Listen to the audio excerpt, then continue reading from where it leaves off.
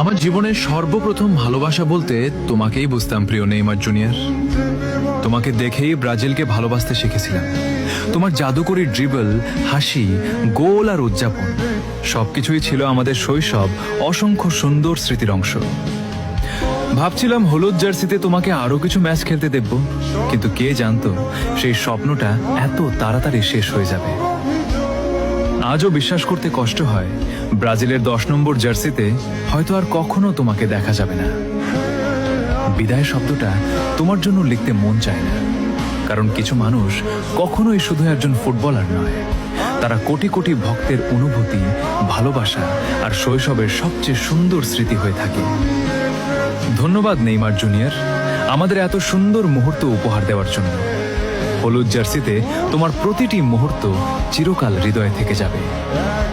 কিংবদন্তিরা কখনো হারিয়ে যায় না, তারা শুধু স্মৃতিতে অমর হয়ে থাকে।